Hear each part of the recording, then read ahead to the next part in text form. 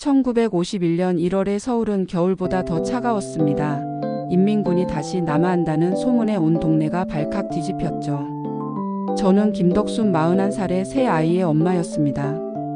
남편은 1년 전 징집 영장 한 장 들고 전쟁터로 떠났고 그 뒤로 소식이 없었어요. 우리 집은 종로 뒷골목에 있는 작은 기와집이었습니다. 시어머니와 저. 그리고 새 아이가 살고 있었죠. 12살 영자는 엄마처럼 의젓했고 8살 철수는 아빠가 보고 싶다며 매일 밤 울었어요. 5살 막내 옥순이는 태어날 때부터 몸이 약해서 늘 걱정이었습니다. 그날도 새벽부터 사람들이 짐을 싸서 거리로 쏟아져 나왔습니다. 리어카에 살림살이를 가득 싣고 가는 사람들. 어린아이를 업고 노인을 부축하며 가는 가족들 모두가 남쪽으로 향했죠. 시어머니는 마루 끝에 앉아 꿈쩍도 안 하셨습니다. 70이 넘은 연세에 허리도 굽고 다리도 불편하셨어요. 어머님, 우리도 피난 가야 합니다. 제가 말씀드렸지만 시어머니는 고개를 저으셨죠. 여기가 내 집이고 내 무덤이다. 니들끼리 가거라. 어머님, 인민군이 오면 우리 모두 죽습니다. 죽으면 죽는 기지. 내 평생 살아온 집을 어찌 버리고 가노. 저는 무릎을 꿇었습니다. 어머님, 제발요, 우리 살아야 아드님을 다시 볼 수 있지 않겠습니까? 전쟁이 끝나고 아드님이 돌아오시면 어머니가 안 계시면 어쩌려고 그러십니까? 시어머니의 눈가에 눈물이 고였습니다. 그래도 입은 굳게 다물고 계셨죠. 영자가 할머니 곁으로 다가갔어요. 할매, 우리 다 같이 가요. 아버지도 우리 찾으러 부산으로 올 거예요. 한참을 그렇게 있다가 시어머니가 한숨을 푹 내쉬셨습니다. 알았다, 가자. 하지만 내 이불만은 가지고 간다. 그 이불은 시할아버지와 혼인할 때 가져온 거였죠. 저는 황급히 짐을 쌌습니다. 쌀 2대, 된장 한 항아리, 김치 몇 포기, 아이들 옷가지 몇 벌, 그리고 시어머니 이불. 그게 전부였어요. 은비녀 하나가 있었는데 그건 제 친정어머니가 돌아가시며 주신 유일한 유품이었습니다. 영자한테 물려주려고 소중히 간직했던 거였죠. 철수야, 옥순이 챙겨라. 영자야, 할매 모시고 천천히 가거라. 옥순이는 열이 펄펄 끓었습니다. 새벽부터 기침을 했는데 이마가 뜨겁더군요. 엄마, 옥순이 아파. 영자가 동생을 업으며 말했어요. 괜찮다. 부산 가서 약 사주마. 우리는 서울역으로 향했습니다. 종로에서 서울역까지 평소엔 1시간이면 가는 길인데 그날은 3시간이 걸렸어요. 사람들이 꽉 막혀서 발을 뗄 수가 없었죠. 길 양옆으로 버려진 살림살이들이 널려 있었습니다. 이불, 장롱재기, 심지어 쌀가마니까지 너무 무거워서 버리고 간 거였죠. 어떤 할머니는 길바닥에 주저앉아 우셨어요. 가다가 쓰러진 사람도 있었고요. 철수가 계속 뒤돌아봤습니다. 엄마, 우리 집은요? 우리 집은 어떻게 해요? 저는 아무 말도 못했어요. 그저 철수 손을 꼭 잡고 걸었죠. 서울역에 도착했을 땐 이미 사람들로 발 디딜 틈이 없었습니다. 광장에는 수천 명이 몰려 있었고 모두가 기차를 타려고 아우성이었어요. 어머님은 그 광경을 보시고는 주저앉으셨죠. 덕순아, 우리 늙은이는 여기서 죽을란다. 니들끼리 가거라. 안 됩니다. 어머님, 제가 업고라도 가겠습니다. 70 넘은 노인을 어찌 업고 가노. 옥순이도 아픈데.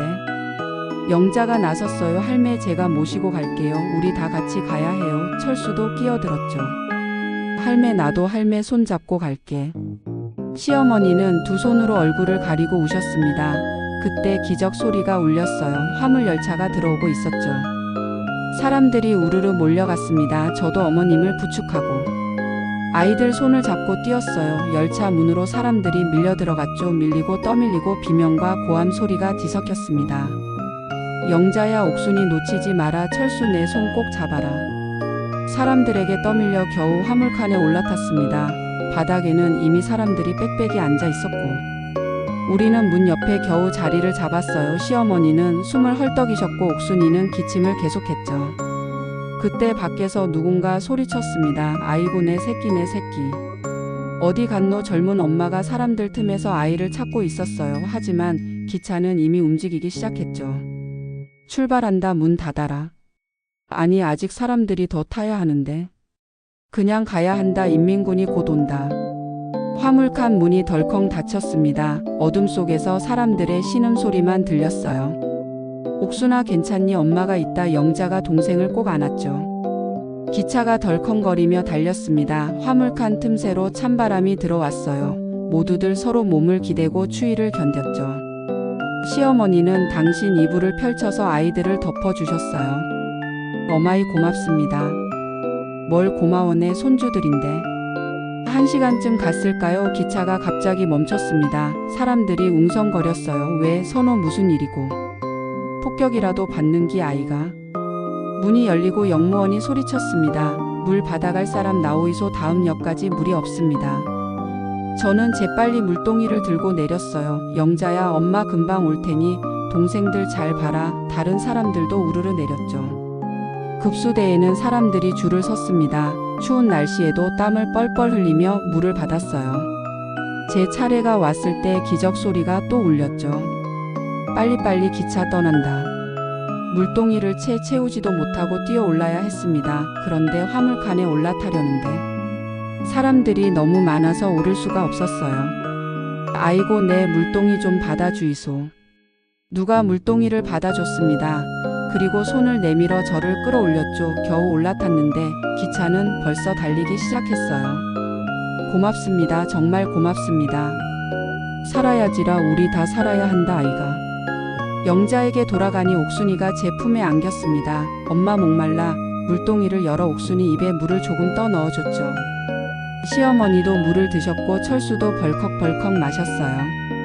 밤이 되었습니다. 화물칸은 칠흑같이 어두웠어요. 아이들 우는 소리, 어른들 신음 소리만 들렸죠. 옥순이 열은 더 올라가는 것 같았어요. 엄마, 옥순이 괜찮아질까? 걱정 마라 영자야. 부산 가면 의원 선생님한테 보여줄 거다. 근데 부산은 얼마나 멀어? 글쎄다, 한 이틀은 걸릴 거다. 이틀이요? 옥순이가 견딜 수 있을까? 견뎌야지, 우리 옥순이는 강한 아이니까. 철수가 물었어요. 엄마, 부산에 가면 밥은 있어? 나 배고파. 있다, 부산 가면 다 있다. 거짓말이었습니다. 부산에 뭐가 있는지 저도 몰랐어요. 그저 살기 위해 가는 거였죠. 그때 옆에 계시던 할머니 한 분이 보자기를 풀었어요. 아이고, 우리 손주는 배고프겠구만. 이거 먹거라. 주먹밥 2개를 내미셨습니다. 아니 됩니다. 할머님, 그건 할머님 드셔야죠. 괜찮다, 나는 늙어서 안 먹어도 되는데 애들은 먹어야지. 고맙습니다. 정말 고맙습니다. 우리 다 같은 처지 아이가 서로 도와야지. 철수와 영자가 주먹밥을 나눠 먹었습니다. 옥순이는 아파서 먹지도 못했어요. 저는 그 모습을 보며 눈물이 났죠. 새벽녘이었습니다. 기차가 또 멈췄어요. 이번엔 대전역이었죠. 문이 열리고 영무원이 소리쳤습니다. 지붕에 탈 사람 지붕으로 올라가이소. 더 태워야 합니다. 지붕이요? 지붕에 어떻게 올라갑니까? 그래도 타야지라, 안 그러면 역은 남아야 되는데. 젊은 남자들이 지붕으로 기어 올라갔습니다. 아이를 업은 아낙네들도 올라갔어요. 추운 겨울 바람을 맞으며 지붕에 매달려 가야 하는 거였죠. 우리는 화물칸에 그대로 있었습니다. 시어머니와 아픈 옥순이를 지붕에 올릴 수는 없었으니까요. 그렇게 기차는 다시 출발했어요. 대전을 지나 대구로, 대구를 지나 남쪽으로 계속 내려갔습니다. 가는 곳마다 피난민들이 더 탔어요. 화물칸은 숨쉬기조차 힘들 정도로 꽉 찼죠. 그때였습니다. 역 안에서 비명소리가 들렸어요. 아이고, 사람 살려, 애 낳는다, 애 낳아. 젊은 여자가 상기가 있었던 겁니다. 화물칸 한복판에서 아이를 낳게 생긴 거였죠. 사람들이 웅성거렸어요. 어쩌노, 이 좁은 데서 애를 어찌 낳노? 물이라도 좀 줘야 되는 거 아이가. 저는 제 물동이를 건넸습니다. 여그 물 있습니다. 쓰이소. 나이든 아낙네 한 분이 받아들고는 그 여자 곁으로 갔어요. 다들 좀 비켜주이소. 자리 좀 내주이소. 사람들이 비키며 공간을 만들어줬습니다. 그리고 1시간쯤 지났을까요? 아기 울음소리가 들렸어요. 응애 응애. 살았다, 아기가 살았다. 화물칸 안에서 환호성이 터졌습니다. 생명이 태어난 거였죠. 그 순간만큼은 모두가 웃었어요. 전쟁 중에도 생명은 계속되는 거라는 희망을 본 거였죠. 산모에게 누군가 옷을 벗어줬고 아기를 싸줬어요. 저도 옥순이 옷 한 벌을 꺼내드렸죠. 우리 옥순이 입던 건데 쓰이소. 고맙습니다. 정말 고맙습니다. 그렇게 우리는 서로를 의지하며 부산으로 향했습니다. 이틀을 꼬박 기차에 시달린 끝에 부산에 도착했습니다. 1951년 1월 7일 저녁이었어요. 부산역에 내려보니 서울역보다 더한 인파였죠. 온 나라 사람들이 다 이곳으로 몰려든 것 같았어요. 옥순아 다 왔다. 이제 괜찮다. 옥순이는 제 품에서 축 늘어져 있었습니다. 열은 더 오른 것 같고 기침도 심해졌어요. 영자가 동생 이마를 만져보며 말했죠. 엄마, 옥순이 너무 뜨거워. 알았다. 지금 당장 의원 찾아보마. 부산역 광장에는 천막들이 쳐져 있었습니다. 피난민 구호소였죠. 사람들이 줄을 서서 죽을 받아먹고 있었어요. 어머님, 저기 가서 좀 쉬시지라. 제가 옥순이 약 구해올게요. 덕순아, 돈은 있나? 걱정 마이소. 제가 어떻게든 구해올 테이니. 저는 영자에게 옥순이를 맡기고 거리로 나갔습니다. 어디선가 약을 구해야 했어요. 하지만 거리는 온통 피난민들 뿐이었죠. 아저씨, 혹시 의원이 어디 있는지 아십니까? 의원, 지금 의원이 어디 있겠노? 다들 피난 와서 문 닫았제. 약국이라도요. 약국도 마찬가지다. 있어도 약이 없어. 저는 한참을 헤맸습니다. 골목골목을 돌아다니며 약을 구할 곳을 찾았죠. 그러다가 부두 쪽으로 가게 됐어요. 거기서 미군 트럭을 봤습니다. 미군들이 짐을 내리고 있었어요. 저는 용기를 내서 다가갔죠. 플리즈 플리즈 마이 도터식 메디신 플리즈. 제 영어는 엉망이었습니다. 하지만 미군 한 명이 알아듣고는 뭔가를 물었어요.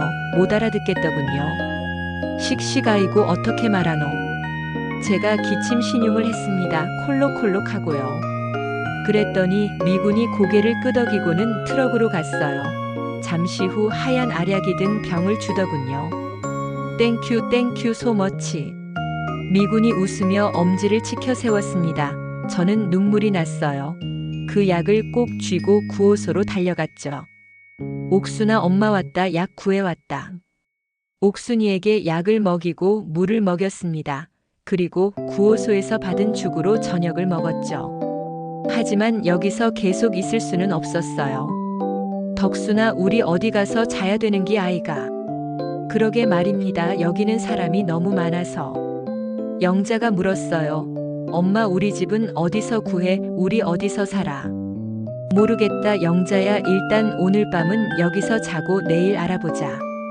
그날 밤 우리는 구호소 천막 한켠에서 잤습니다. 시어머니 이불 하나로 5 식구가 덮고 누웠죠. 바닥은 차갑고 딱딱했어요. 하지만 모두 너무 지쳐서 금방 잠들었죠. 다음 날 아침 저는 일자리를 찾아 나섰습니다. 영자에게 동생들을 맡기고 부두로 갔어요. 거기 가면 일자리가 있다는 말을 들었거든요. 부두에는 피난민들이 바글바글했습니다. 모두 일자리를 찾는 사람들이었죠. 미군 부대 빨래하는 일, 부두에서 짐 나르는 일 뭐든 있었어요. 아줌마, 빨래 할 줄 아나? 예, 할 줄 압니다. 그럼 미군 부대 빨래 가져가서 빨아오이소. 한 보따리에 10원 준다. 10원이요? 그것밖에 안 됩니까? 많은 거다. 지금 일자리가 어디 있노? 저는 빨래 보따리를 받았습니다. 미군들 군복이며 속옷이며 양말까지 가득 들어 있었어요. 무거워서 어깨가 빠질 것 같더군요. 구호소로 돌아와서 빨래를 시작했습니다. 차가운 물에 손이 곱아 터져 나갔어요. 비누도 제대로 없어서 젤을 섞어 빨았죠. 엄마, 내가 도와줄게. 영자야, 너는 할매 옆에 있어라. 동생들도 봐야 되고. 전 할 수 있어요, 엄마. 영자가 옆에 앉아 빨래를 도왔습니다. 12살짜리 아이 손은 금방 빨개졌어요. 미안했죠. 이런 고생을 시키다니. 그렇게 사흘을 빨래를 했습니다. 30원을 벌었어요. 그 돈으로 쌀 한 되를 샀죠. 하지만 그것만으로는 부족했어요. 시어머니가 말씀하셨습니다. 덕순아, 나도 뭔가 해야겠다. 이렇게 있을 수가 없다. 어머님, 연세가 어떻게 일을 하십니까? 나도 할 수 있는 게 있다. 시어머니는 엿을 만들기로 하셨어요. 옛날에 엿장수를 하셨다며 자신 있다고 하셨죠. 하지만 엿을 만들 재료도 없었어요. 걱정 마라, 내가 알아서 한다. 시어머니는 구호소에서 나눠주는 보리쌀을 조금씩 모았습니다. 그걸로 엿을 고기 시작하셨죠. 양철 깡통을 불에 올려놓고 보리쌀을 끓이고 또 끓였어요. 온종일 저어야 했습니다. 허리가 굽은 몸으로 쪼그리고 앉아 젓고 또 젓고 땀을 뻘뻘 흘리며 하셨죠. 그렇게 사흘 만에 엿이 완성됐어요. 철수야, 이거 들고 거리에 나가 팔아라. 할매, 저요, 제가 팔아요. 그래, 우리 손주 기특하다. 철수가 엿 몇 개를 들고 거리로 나갔습니다. 엿사이소, 엿사이소. 8살짜리 아이 목소리가 거리에 울려 퍼졌죠. 저녁에 철수가 돌아왔을 때 손에 동전 몇 잎을 쥐고 있었습니다. 할매, 다 팔았어요. 다 팔았다고요. 시어머니가 철수를 껴안으셨어요. 우리 철수 잘했다, 장하다. 그날부터 시어머니는 엿을 만들고 철수는 팔러 다녔습니다. 영자는 저와 함께 빨래를 했고 옥순이는 조금씩 나아지고 있었어요. 한 달쯤 지났을까요? 우리는 영도 바닷가에 판잣집을 얻었습니다. 천막촌보다는 나았죠. 판자로 대충 지은 집이었지만 그래도 우리 공간이었어요. 판잣집 옆에는 다른 피난민 가족들이 살았습니다. 전라도에서 온 박씨네, 경상도에서 온 최씨네, 황해도에서 온 김씨네. 모두 고향을 잃고 이곳으로 온 사람들이었죠. 박씨네 아주머니가 인사를 했어요. 우리 서로 도우며 삽시다. 이 고생을 언제까지 하겠노? 그렇습니다. 서로 의지해야지라. 우리는 정말 서로 도왔습니다. 쌀이 떨어지면 나눠 먹고 아이가 아프면 함께 간호하고 일자리 정보도 공유했죠. 어느 날 박씨네 아주머니가 말했어요. 덕순이, 자네 집 영자 참 의젓하더라.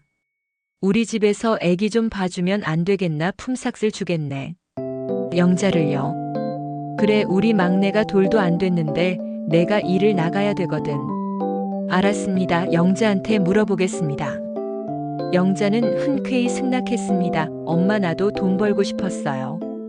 우리 가족 도와야죠. 12살짜리 아이가 가족을 위해 일을 하겠다니 가슴이 아팠어요. 영자야, 미안하다. 뭐가 미안해요.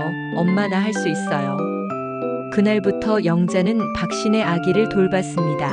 아침부터 저녁까지 아기를 업고 달래고 재우고 했죠. 한 달에 100원을 받았어요. 저는 계속 빨래를 했습니다. 손은 거칠어지고 허리는 아팠지만 멈출 수 없었어요. 시어머니는 엿을 만들고 철수는 팔러 다녔죠. 그러던 어느 날이었습니다. 철수가 집에 오지 않았어요. 해가 지고 어두워졌는데도 안 오는 거예요. 철수가 왜 안 오노? 무슨 일 생긴 거 아이가? 저도 걱정이 됐습니다. 철수야, 철수야, 거리로 나가 소리쳤죠. 하지만 철수는 보이지 않았어요. 영자와 함께 온 동네를 뒤졌습니다. 부두시장 골목골목 다 찾아다녔어요. 그런데 부두 쪽에서 철수를 발견했죠. 철수가 바닥에 주저앉아 울고 있었습니다. 옆에는 깨진 엿 조각들이 널려 있었고요. 철수야, 왜 그러니? 무슨 일이고? 엄마, 미안해. 엄마, 엉엉엉. 괜찮다. 다친 데는 없니? 저기 저 형들이 엿 빼앗으려고 해서 도망치다가 넘어졌어. 엿이 다 깨졌어. 철수 손에는 상처가 나 있었습니다. 바닥에 넘어지면서 다친 거였죠. 저는 철수를 꼭 안았어요. 괜찮다, 철수야. 다치지 않은 게 어디니? 할매가 고생해서 만든 엿인데 다 깨뜨렸어. 엿은 다시 만들면 된다. 너는 하나밖에 없잖아. 그날 밤 시어머니는 아무 말씀도 안 하셨습니다. 그저 철수 머리를 쓰다듬으며 괜찮다고 하셨죠. 다음 날부터 시어머니는 더 열심히 엿을 만드셨어요. 2달이 지났습니다. 우리는 조금씩 적응해 갔어요.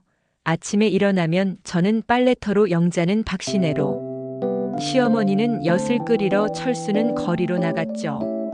옥순이는 많이 나아졌습니다. 이제는 밖에 나가 다른 아이들과 놀기도 했어요. 판잣집 앞 골목에서 아이들이 딱지치기를 하고 공기놀이를 했죠. 어느 날 옥순이가 물었습니다. 엄마, 우리 언제 서울 가? 우리 집 언제 가? 글쎄다, 옥순아, 전쟁 끝나면 가지. 전쟁은 언제 끝나? 그것도 엄마는 모르겠다. 아빠는 언제 와? 아빠는 옥순이는 남편 이야기만 나오면 울먹였어요. 저도 남편이 보고 싶었죠. 살아있는지 죽었는지 소식도 없었으니까요. 그해 여름이었습니다. 더위가 기승을 부렸어요. 판잣집은 찜통 같았죠. 밤에도 너무 더워서 잠을 잘 수가 없었어요. 박신의 아주머니가 말했습니다. 덕순이 자네 집 영자 너무 고생시키는 거 아닌가 더운데. 애기 없고 얼마나 힘들겠노. 제가 뭐라도 해야죠. 영자가 돈을 벌어야 우리가 먹고 살지 않습니까? 그래도 아직 어린애인데.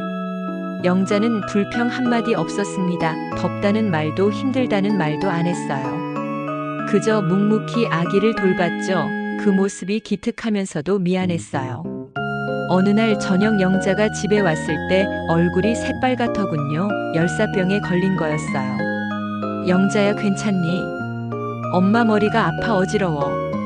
영자를 눕히고 물수건으로 이마를 닦아줬습니다. 시어머니도 걱정하셨죠. 덕순아 영자 좀 쉬게 해라. 돈보다 애가 중요하지. 알아요. 어머님 내일부터 영자 쉬게 할게요.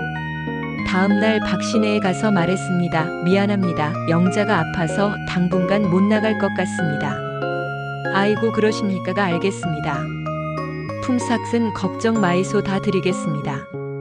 아니 됩니다가 일을 안 했는데 어떻게 돈을 받습니까?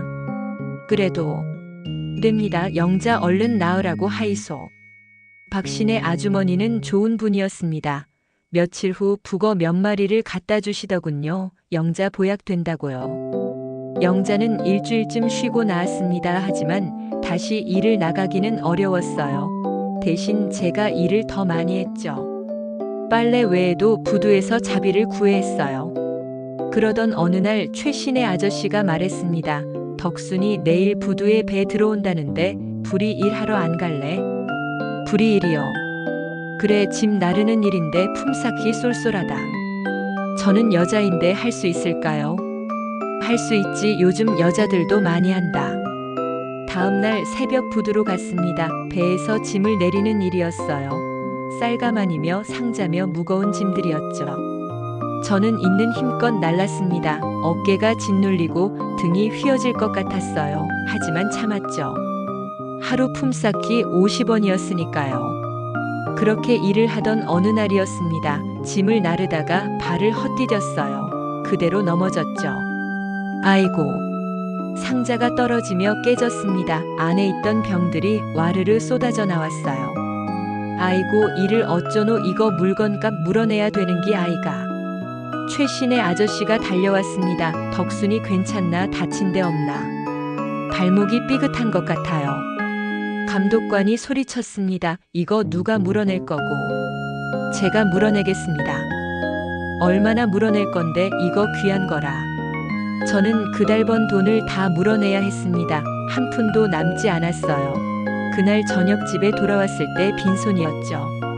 어머님 죄송합니다. 이번 달은 돈을 못 벌었습니다. 무슨 일이고? 발목을 삐끗해서 짐을 떨어뜨렸어요. 물건 값을 물어내야 했습니다. 아이고 덕순아 괜찮은기 아이가. 저는 울음이 터졌습니다. 한 달 동안 고생해서 번 돈을 하루아침에 날렸으니까요. 엄마 울지 마. 우리 괜찮아. 영자가 제 등을 토닥였습니다. 철수도 옥순이도 곁으로 왔어요. 엄마 우리 다 같이 있으면 돼. 시어머니가 말씀하셨습니다. 덕순아 고생했다. 돈은 또 벌면 된다. 건강이 제일이지. 그날 밤 우리는 물만 마시고 잤습니다. 먹을 게 없었거든요. 하지만 다음 날 아침 문 앞에 쌀 한 되가 놓여 있었어요. 누가 놓고 간 거지? 박신의 아주머니였습니다. 나중에 알았죠. 그분이 몰래 갖다 놓은 거였어요. 며칠 후 최신의 아저씨가 또 일자리를 알아봐 줬습니다. 이번엔 미군 부대 식당에서 설거지하는 일이었어요. 덕순이 여기는 힘들지 않고 밥도 준다. 밥도 준다고요. 그래 남은 음식 가져갈 수도 있고. 저는 그 일을 시작했습니다. 하루 종일 설거지를 했어요. 손은 물에 불었지만 남은 음식을 가져올 수 있었죠. 집에 돌아와 아이들에게 빵과 통조림을 주었습니다. 얼마 만에 먹어보는 제대로 된 음식인지. 아이들 얼굴에 웃음이 피어났어요. 엄마 이거 진짜 맛있다. 그래, 많이 먹어라. 할매도 드세요. 고맙다 우리 손주들아. 그해 가을이 왔습니다. 부산에 온 지 벌써 9달째였어요. 우리는 여전히 판잣집에서 살았지만 조금씩 나아지고 있었죠. 어느 날 저녁 집에 돌아왔을 때 시어머니가 이상했습니다. 표정이 밝으셨어요. 어머님 무슨 좋은 일 있으십니까? 덕순아 오늘 꿈을 꿨는데 우리 아들이 나왔다. 그러셨어요. 그래, 멀쩡하게 살아서 우리를 찾아오더라. 꿈은 그냥 껌이지라. 아니다, 이건 태몽 같았다. 분명 아들이 살아있다. 저는 믿지 않았습니다.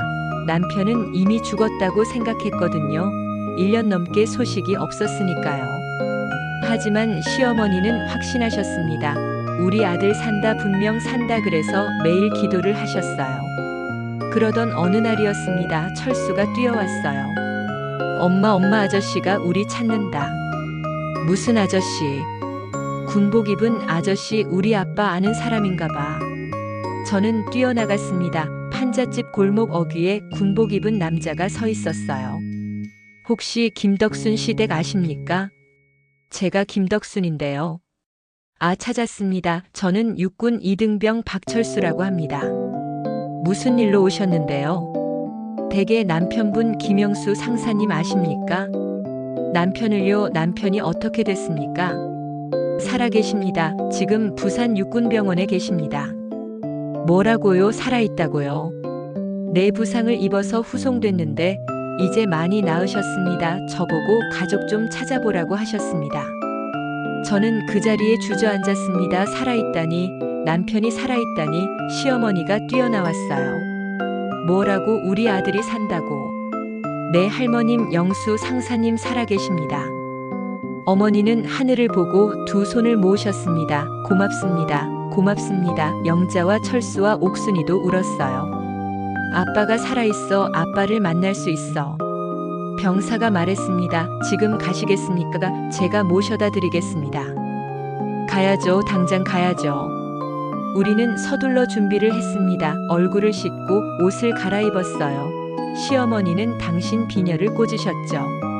병사의 안내로 육군병원으로 갔습니다. 병원에는 부상병들이 가득했어요. 우리는 한 병실로 안내됐죠. 거기 침대에 남편이 누워 있었습니다. 다리에 붕대를 감고 있었지만 살아 있었어요. 여보, 덕순이, 영수, 아버지. 남편이 손을 뻗었습니다. 저는 달려가 그 손을 잡았어요. 따뜻했어요. 살아있는 사람의 손이었죠. 당신 정말 살아있었어요. 미안하오, 연락도 못하고. 아니에요. 살아있는 것만으로도 감사해요. 아이들도 아빠 곁으로 갔습니다. 영자는 울면서 아빠 손을 잡았고, 철수는 아빠 품에 안겼어요. 옥순이는 아빠 얼굴을 만지며 웃었죠. 할매도 오셨네요. 어째 안 오겠노, 내 아들인데. 남편이 말했습니다. 다들 고생했소. 이제 전쟁도 거의 끝나간다고 하오. 조금만 더 견디면 우리 다시 서울 갈 수 있어.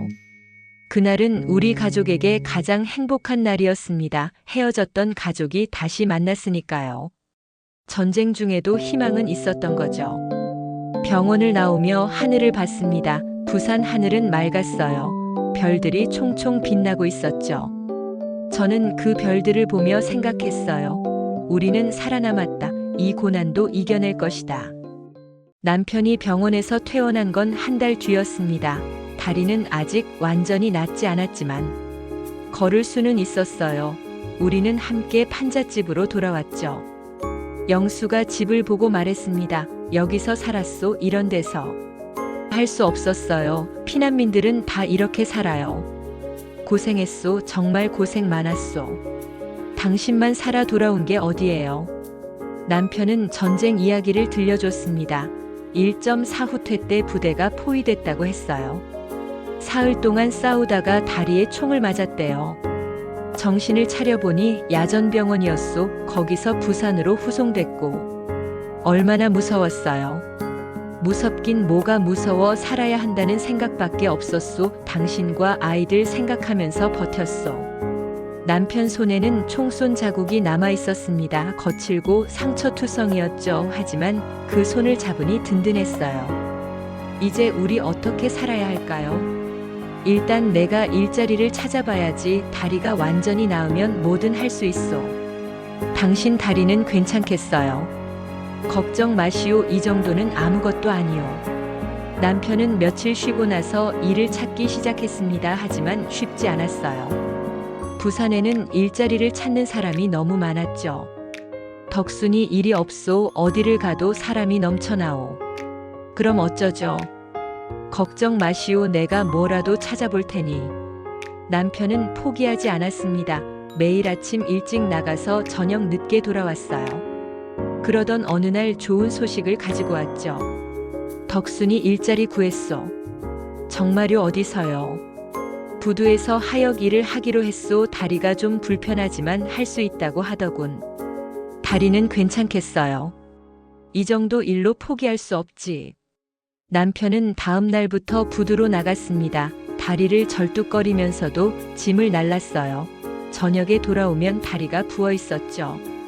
여보, 너무 무리하지 마요. 괜찮소. 이 정도는 아무것도 아니오. 당신 다리 더 안 좋아지면 어떡해요? 걱정 말라니까요. 하지만 남편은 고통을 숨기고 있었습니다. 밤에 이를 악물고 신음하는 소리를 들었어요. 다리가 많이 아픈 게 분명했죠. 일주일쯤 지났을 때였습니다. 남편이 일찍 돌아왔어요. 얼굴이 창백했죠. 여보, 왜 이렇게 일찍 왔어요? 덕순이 다리가 너무 아파서 더 못하겠소. 병원 가봐야 돼요. 돈이 어디 있소? 그냥 쉬면 나을 거요. 저는 남편을 눕히고 다리를 주물러 줬습니다. 붓기가 심했어요. 이대로는 안 되겠다 싶었죠. 다음 날 최신의 아저씨에게 상담을 했습니다. 아저씨, 우리 남편 다리가 안 좋은데 어떻게 하면 좋을까요? 병원 가봐야지. 돈이 없어서 그러는데요. 그럼 내가 아는 한의원 있는데 거기 가보시오. 값이 싸고 잘 본다. 한의원이요. 그래, 침도 놓고 약도 지어주는데 효과가 좋다더라. 저는 남편을 데리고 한의원에 갔습니다. 나이든 한의사 선생님이 다리를 보시더니 말씀하셨어요. 이거 제대로 치료 안 하면 평생 절뚝거리게 생겼소. 그럼 어떻게 해야 하나요? 침을 놓고 약을 먹어야 하오. 한 달은 걸릴 거요. 비용은 얼마나 되나요? 한 달에 500원 정도 들 거요. 500원이요. 그래도 치료 안 하면 더 큰일 나오. 저는 결심했습니다. 어떻게든 돈을 마련해야겠다고 그날부터 일을 더 많이 했어요. 미군 부대 설거지 외에도 빨래도 다시 시작했죠. 아침 일찍 일어나 빨래를 하고 낮에는 설거지를 하고 저녁에는 다시 빨래를 했습니다. 하루 종일 쉴 틈이 없었어요. 영자가 도왔습니다. 엄마, 내가 빨래할게. 엄마는 쉬어 13살밖에 안 된 아이가 빨래터에서 빨래를 했죠. 영자야, 너는 공부를 해야지. 공부는 나중에 해도 돼. 지금은 아빠 치료가 먼저야. 시어머니도 엿을 더 많이 만드셨습니다. 밤늦도록 엿을 끓이시며 고생하셨죠. 철수는 엿을 팔러 다녔고 옥순이도 심부름을 했어요. 우리 가족 모두가 남편 치료비를 위해 일했습니다. 한 달 만에 500원을 모았어요. 한의원에 가서 약값을 냈죠. 남편은 매일 침을 맞고 약을 먹었습니다. 처음엔 효과가 없는 것 같았어요. 하지만 보름쯤 지나니 붓기가 빠지기 시작했죠. 덕순이 다리가 좀 나은 것 같소. 정말요? 다행이다. 한 달 뒤 남편 다리는 많이 나아졌습니다. 아직 완전히 낫지는 않았지만 걷는 게 훨씬 수월해졌어요. 선생님, 고맙습니다. 괜찮소. 앞으로 무리하지 말고 조심하시오. 남편은 다시 일을 시작했습니다. 이번엔 부두 사무실에서 장부를 쓰는 일이었어요. 힘은 덜 들지만 품삯도 적었죠. 그래도 괜찮았습니다. 온 가족이 조금씩 벌어서 모으면 됐으니까요. 우리는 그렇게 버텨나갔어요. 1952년 봄이 왔습니다. 부산에 온 지 1년 하고도 2달이 지났죠. 여전히 전쟁은 끝나지 않았지만 우리 삶은 조금씩 안정됐어요. 어느 날 남편이 말했습니다. 덕순이 우리 좀 더 나은 집으로 이사 가면 어떨까? 이사요. 그래, 이 판잣집은 너무 좁고 비도 세잖소. 돈이 있어야 이사를 하죠. 내가 알아봤는데 영도 언덕 위에 방 2칸짜리 집이 있다더군. 월세가 100원이라오. 100원이요? 우리가 낼 수 있을까요? 할 수 있소. 내가 일을 더하면 되지. 우리는 새 집으로 이사를 갔습니다. 방이 2개라 아이들이 따로 잘 수 있었어요. 마당도 조금 있어서 시어머니가 고추며 상추를 심으셨죠. 할매, 우리 집 생겼다. 그래, 이제 제대로 된 집에서 사는구나. 옥순이가 마당에서 뛰어놀았습니다. 웃음소리가 집 안 가득 퍼졌어요. 오랜만에 들어보는 웃음소리였죠. 그해 여름 영자가 말했습니다. 엄마, 나 학교 가고 싶어. 학교? 응, 친구들이 학교 다니는데 나만 못 다녀. 영자야, 미안하다. 돈이 없어서. 알아, 그래서 참고 있었어. 근데 엄마, 나 정말 공부하고 싶어. 저는 남편과 상의했습니다. 여보, 영자를 학교 보내면 어떨까요? 그러고 싶소. 하지만 돈이. 제가 일을 더 할게요. 영자는 공부를 해야 해요. 남편이 고개를 끄덕였습니다. 알았소, 보내줍시다. 우리 딸 공부시켜야지. 영자는 중학교에 입학했습니다. 늦깎이 학생이었지만 열심히 공부했어요. 매일 밤 호롱불 아래서 책을 읽었죠. 엄마, 나중에 크면 선생님이 될 거야. 선생님? 응, 가난한 아이들 가르쳐주는 선생님. 그래, 영자 꿈 꼭 이루거라. 철수도 학교에 다녔습니다. 국민학교 5학년이었죠. 옥순이도 1학년에 입학했어요. 아이들이 교복 입고 학교 가는 모습을 보니 눈물이 났어요. 시어머니가 말씀하셨습니다. 덕순아, 우리 잘하고 있다. 그렇죠, 어머님. 고생 끝이 보이는 것 같다. 전쟁만 끝나면 서울 가서 예전처럼 살 수 있을 거예요. 그래, 그때까지 조금만 더 견디자. 1953년 여름이었습니다. 휴전협정이 체결됐다는 소식이 들렸어요. 전쟁이 끝난 거였죠. 거리에 사람들이 쏟아져 나왔습니다. 만세를 부르고 울고 웃었어요. 우리도 거리로 나가 기뻐했죠. 전쟁이 끝났다. 이제 집에 갈 수 있다. 남편이 저를 꼭 안았습니다. 덕순이, 우리 해냈소. 살아남았소. 당신 덕분이에요. 아니요, 당신 덕분이요. 당신이 가족을 지켜줬소. 우리 모두 덕분이에요. 그날 밤 온 동네가 잔치 분위기였습니다. 사람들이 음식을 나눠 먹고 노래를 불렀어요. 아이들은 뛰어놀았죠. 하지만 기쁨도 잠시였습니다. 서울로 돌아가야 한다는 생각에 걱정이 앞섰어요. 집은 남아있을까? 동네는 어떻게 됐을까? 남편이 먼저 서울에 다녀왔습니다. 집을 확인하러 간 거였죠. 일주일 만에 돌아왔는데 표정이 어두웠어요. 여보, 집은 어때요? 덕순이, 집이 많이 부서졌소. 많이요. 지붕이 무너지고 벽에 구멍이 났소. 하지만 고칠 수는 있소. 그래도 우리 집이 남아있네요. 그래요, 우리 집은 남아있소. 우리는 서울로 돌아갈 준비를 했습니다. 2년 반 동안 살았던 부산을 떠나는 거였죠. 이웃들이 전송을 나왔어요. 덕순이, 잘 가시오. 서울 가서 잘 사시오. 아줌마도 건강하세요. 그동안 고마웠어요. 뭘 고마워, 우리 서로 도우며 산 거지. 박신의 아주머니가 영자를 껴안았습니다. 영자야, 공부 열심히 해서 선생님 되거라. 네, 아주머니, 꼭 그럴게요. 최신의 아저씨도 인사했어요. 영수씨, 서울 가서 떵떵거리며 사시오. 아저씨도 부산에서 잘 사세요. 우리는 기차에 올랐습니다. 이번에는 화물칸이 아니라 객차였어요. 자리에 앉아 창밖을 봤죠. 부산이 점점 멀어졌습니다.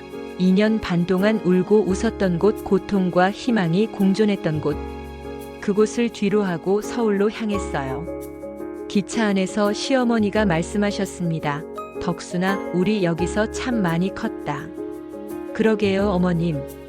고생도 했지만 이웃들 정도 많이 받았고. 그게 다 어머님 덕이에요. 아니다, 우리가 다 함께 자란 거지. 철수가 창밖을 보며 물었습니다. 엄마, 서울은 어때? 기억나? 글쎄다 철수야, 내가 어렸을 때 살았으니까. 나 서울 기억 안 나, 부산만 기억나. 그래도 서울이 우리 고향이야. 옥순이도 말했어요. 엄마 서울 가면 학교 다닐 수 있어. 그럼 다닐 수 있지. 친구들 사귈 수 있어. 당연하지, 많이 사귀게 될 거야. 영자는 책을 읽고 있었습니다. 중학교 교과서였죠. 남편이 물었어요. 영자야, 공부하니? 네, 아빠 복습하고 있어요. 우리 딸 기특하다. 서울에 도착했을 때는 저녁 때였습니다. 서울역도 많이 부서져 있었어요. 하지만 사람들은 북적였죠. 집으로 가는 길 거리는 폐허였습니다. 무너진 건물들, 부서진 상점들 곳곳에 총탄 자국이 남아 있었어요. 우리 동네에 도착했습니다. 골목은 예전 그대로였지만 집들은 많이 망가져 있었죠. 우리 집 앞에 섰을 때 가슴이 뭉클했어요. 여보, 우리 집이에요. 그래요, 우리 집이요. 대문을 열고 들어갔습니다. 마당에는 잡초가 무성했어요. 집은 남편 말대로 많이 부서져 있었죠. 하지만 우리 집이었습니다. 2년 반 만에 돌아온 우리 집 아이들이 마당을 뛰어다녔어요. 엄마, 여기가 우리 집이야. 그래, 여기가 우리 집이다. 와, 마당도 있고 방도 크다. 그날 밤 우리는 집안을 치웠습니다. 먼지를 털고 쓰레기를 치웠어요. 지붕은 구멍이 났지만 별이 보였죠. 시어머니가 마루에 앉아 하늘을 보셨습니다. 덕수나 별이 참 밝구나. 그러게요, 어머님. 우리 살아서 여기 왔다. 네, 살아서 돌아왔어요. 고맙다, 정말 고맙다. 다음 날부터 집을 고치기 시작했습니다. 남편이 지붕을 수리하고 저는 벽을 발랐어요. 아이들도 도왔죠. 이웃들도 하나둘 돌아왔습니다. 모두 같은 처지였어요. 집을 고치고 삶을 재건하려는 사람들이었죠. 옆집 아주머니가 인사했습니다. 덕순이 아이가 살아서 돌아왔구만. 아주머니도 무사하셨네요. 그래, 우리 집도 부서졌는데 고쳐야지 뭐. 서로 도우며 합시다. 그렇게 하자, 힘 합쳐서 다시 일어서자. 한 달쯤 지나 집이 어느 정도 모양을 갖췄습니다. 지붕도 고치고 벽도 발라서 살만했어요. 남편이 일자리를 구했습니다. 종로에 있는 상회에서 일하게 됐죠. 저도 시장에서 좌판을 벌였어요. 영자는 서울에 있는 중학교로 전학을 갔습니다. 공부를 열심히 해서 반에서 1등을 했어요. 선생님이 칭찬을 많이 하셨죠. 철수는 국민학교를 다녔고 옥순이도 학교에 잘 적응했어요. 아이들은 새 친구들을 사귀며 즐거워했죠. 어느 날 저녁 온 가족이 저녁을 먹고 있었습니다. 시어머니가 말씀하셨어요. 얘들아, 할매가 할 말이 있다. 뭔데요, 할매? 우리가 부산에서 얼마나 고생했는지 잊지 말아라. 안 잊을게요, 할매. 그 고생이 우리를 강하게 만들었다. 맞아요, 할매. 그리고 서로 도우며 살아야 한다. 우리 혼자서는 살 수 없다. 네, 할매. 남편이 말했습니다. 아이들아, 아버지 말 잘 들어라. 너희는 공부 열심히 해서 훌륭한 사람이 되어라. 네, 아빠. 그리고 이 나라를 위해 일할 수 있는 사람이 되거라. 영자가 대답했습니다. 아빠, 저 선생님이 될 거예요. 가난한 아이들 가르쳐 줄 거예요. 그래, 영자 잘 생각했다. 철수도 말했어요. 저는 의사가 될래요. 아픈 사람들 고쳐줄 거예요. 좋다, 철수야. 옥순이도 손을 들었어요. 저는 간호사요, 오빠 도와줄 거예요. 하하, 우리 옥순이도 기특하구나. 저는 그 모습을 보며 눈시울이 뜨거워졌습니다. 전쟁통에 고생만 시킨 아이들인데 이렇게 꿈을 말하다니. 여보, 우리 아이들 잘 크고 있어요. 그래요, 덕순이 당신이 잘 키웠소. 아니에요, 우리 모두가 함께 키운 거예요. 그날 밤 잠들기 전에 남편이 말했습니다. 덕순이 고맙소. 뭐가요? 당신이 있어서 우리가 살아남았소. 당신이 가족을 지켰소. 아니에요, 여보, 우리 모두가 함께 버틴 거예요. 그래도 당신 덕이 제일 크오. 저는 남편 손을 잡았습니다. 이제 우리 행복하게 살아요. 그럽시다. 앞으로는 좋은 일만 있을 거요. 몇 년이 흘렀습니다. 아이들은 쑥쑥 자랐어요. 영자는 고등학교를 졸업하고 사범대학에 갔죠. 철수는 의과대학 진학을 준비했고 옥순이는 중학생이 됐어요. 1960년 어느 봄날이었습니다. 영자가 교생 실습을 마치고 돌아왔어요. 엄마, 제가 선생님이 됐어요. 정말 영자야. 내 다음 달부터 국민학교에서 가르쳐요. 우리 딸 꿈을 이뤘구나. 엄마 덕분이에요. 엄마가 고생해서 공부시켜줬잖아요. 아니다, 영자야. 내가 열심히 한 거지. 그날 저녁 온 가족이 모여 축하를 했습니다. 시어머니가 영자 손을 잡으셨어요. 영자야, 할매 자랑스럽다. 고마워요, 할매. 우리 손녀가 선생님이라니 꿈만 같다. 할매도 항상 저 응원해 주셨잖아요. 남편도 기뻐했습니다. 영자야, 아버지도 자랑스럽다. 아빠, 제가 잘할게요. 아이들 잘 가르칠게요. 그래, 내가 겪은 일들을 아이들에게도 전해주거라. 내 아빠 전쟁의 아픔과 평화의 소중함을 가르칠게요. 철수도 축하했어요. 누나 축하해. 나도 의사 되면 누나처럼 사람들 도울 거야. 그래, 철수야, 너도 꼭 꿈 이뤄라. 옥순이가 말했어요. 언니, 나도 언니처럼 될 거야. 그래, 옥순아, 우리 다 함께 잘 살자. 저는 그 모습을 보며 감회가 새로웠습니다. 1951년 추운 겨울 서울역에서 기차를 타던 날이 떠올랐어요. 그때는 내일이 어떻게 될지 알 수 없었습니다. 살아남을 수 있을지, 가족을 지킬 수 있을지 불안했죠. 하지만 우리는 해냈습니다. 서로 의지하고 도우며 그 어려운 시절을 견뎌냈어요. 부산 판잣집에서의 날들, 매일 굶주리고 추위에 떨던 날들, 하지만 그 속에서도 희망을 잃지 않았죠. 이웃들과 나눴던 따뜻함, 서로 돕던 마음, 그것이 우리를 살렸어요. 그날 밤 잠들기 전 시어머니가 제 손을 잡으셨습니다. 덕순아, 우리 잘 살았다. 그러게요, 어머님. 고생했지만 보람 있었다. 그게 다 어머님 덕이에요. 아니다, 우리 다 함께 잘한 거다. 밖에서 봄바람이 불어왔습니다. 꽃향기가 났어요. 전쟁이 끝난 지 7년이 지났지만 그 기억은 생생했죠. 하지만 이제는 아픔이 아니라 우리가 이겨낸 역사였습니다. 고난 속에서도 포기하지 않았던 우리 가족의 이야기였어요. 창밖으로 별이 보였습니다. 부산 하늘에서 봤던 그 별들, 저는 그 별을 보며 생각했어요. 우리는 살아남았다. 그리고 다시 일어섰다. 이제 우리 아이들은 더 나은 세상을 만들어갈 것이다. 1951년 1월 부산행 기차에 올랐던 그날, 저는 두려웠습니다. 하지만 포기하지 않았죠. 2년 반 동안의 피난 생활, 하루하루가 전쟁이었습니다. 하지만 우리는 서로를 지켰어요. 그리고 지금 우리는 여기 있습니다.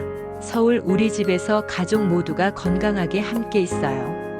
이것이 우리의 승리입니다. 전쟁보다 더 강했던 것은 가족의 사랑이었고 이웃의 따뜻함이었으며 삶에 대한 의지였어요. 그 모든 것이 우리를 여기까지 데려왔습니다. 부산행 기차에서 시작된 우리의 여정은 이렇게 희망으로 끝이 났죠. 저는 눈을 감았습니다. 내일은 또 어떤 날이 올까, 하지만 두렵지 않았어요. 우리는 무엇이든 함께 이겨낼 수 있으니까요. 그렇게 우리 가족의 이야기는 계속됩니다. 전쟁의 상처를 딛고 일어선 평범한 사람들의 이야기.